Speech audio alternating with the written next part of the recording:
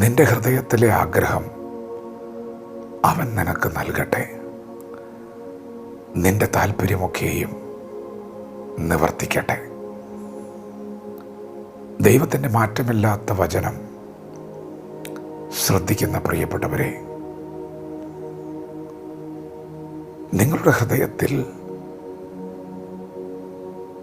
ദൈവത്തിൻ്റെ സാന്നിധ്യം അനുഭവിക്കണം, ദൈവത്തിൽ നിന്ന് പ്രാപിക്കണം, ദൈവത്തിൻ്റെ ശബ്ദം കേൾക്കണം എന്നുള്ള ആഗ്രഹമുണ്ടോ? ദൈവത്തോട് ഒരു പടി കൂടെ ഒന്ന് അടുക്കണം, ദൈവത്തോട് കൂടെ ഒന്ന് നടക്കണം, ദൈവത്തിൻ്റെ സാന്നിധ്യം ഒന്ന് വഹിക്കണം. നിങ്ങൾക്കങ്ങനെ ആഗ്രഹമുണ്ടോ? പ്രിയപ്പെട്ടവരെ, അവൻ നിങ്ങളുടെ ആഗ്രഹത്തെ നിങ്ങൾക്ക് നൽകി തരുന്ന ദൈവമാണ്. നിങ്ങളുടെ താല്പര്യത്തെ അവൻ നിവർത്തിക്കുന്ന ദൈവമാണ്.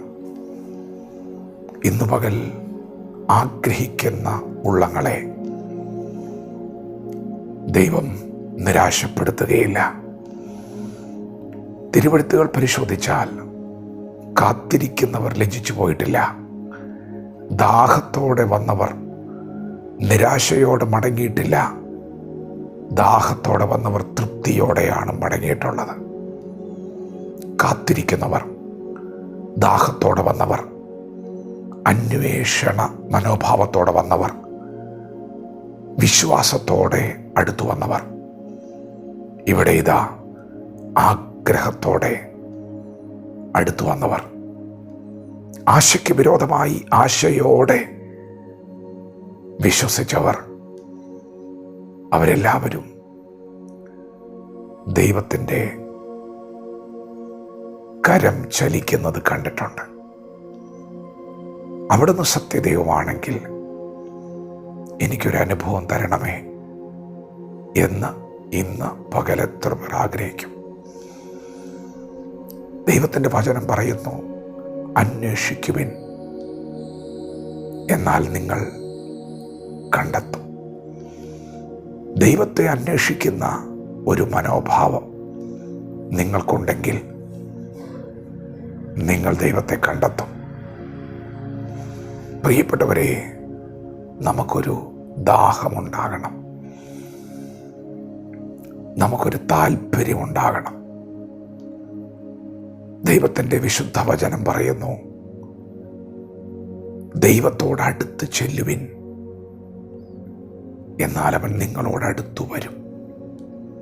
അപ്പോൾ അടുത്ത് ചെല്ലാനൊരു ആഗ്രഹം, അടുത്തു ചെല്ലാൻ ഒരു താല്പര്യം നമുക്കുണ്ടെങ്കിൽ ദൈവവും അടുത്തു വരും. നിങ്ങളുടെ ഹൃദയത്തിലെ ആഗ്രഹങ്ങളെ നൽകി തരുന്ന ഒരു ദൈവത്തെക്കുറിച്ചാണ് നിങ്ങൾ കേട്ടുകൊണ്ടിരിക്കുന്നത്. അവൻ നിങ്ങളെ നിരാശനായി മടക്കി അയക്കുന്ന ദൈവമല്ല. എഴുതപ്പെട്ടിരിക്കുന്ന വചനം പോലെ തന്നെ നിങ്ങളുടെ ഹൃദയത്തിലെ ആഗ്രഹങ്ങളെ അവൻ സാധിപ്പിച്ചു തരട്ടെ. അതിലൂടെ പരിശുദ്ധ ദൈവത്തിൻ്റെ നാമം മഹത്വപ്പെടുവാൻ ഇടയാകട്ടെ. ഈ വചനത്താൽ ദൈവം നമ്മെ ഈ പകൽ അനുഗ്രഹിക്കുമാറാകട്ടെ. ആമേൻ.